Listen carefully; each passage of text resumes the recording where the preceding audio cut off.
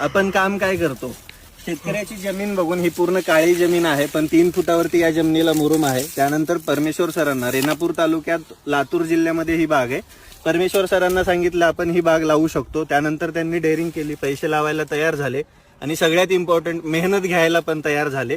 आपण इथं 8 इंचाचं रोप लावलं. 8 इंचाचं रोप त्यांच्या मेहनतीने आणि माझ्या कन्सल्टन्सीने आज एवढं बनलेलं आहे. आता माल 15 महिन्यामध्ये फुल सेटिंगवरती आहे. फोम बॅगिंगला यायला आता 15 ते 20 दिवसाचा कालावधी बाकी आहे. तोपर्यंत पाऊस पण पडत आहे. पाऊस पडला की आपण याला फोम बॅगिंग करणार आहोत.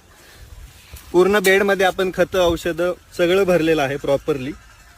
त्याच्यामुळं मागचे 2-3 महिने झालं कोणतंही लिक्विड फर्टिलायझर नसताना, कोणतीही फवारणी नसताना या झाडावरून माल गळत नाहीये. तुम्ही खाली कुठेही बघा, जे गळायचं होतं, जे कान येतात ते गळून गेलेले आहे, पण जे मुख्य फळ आहे ते आहे असं झाडावरती तरलेलं आहे.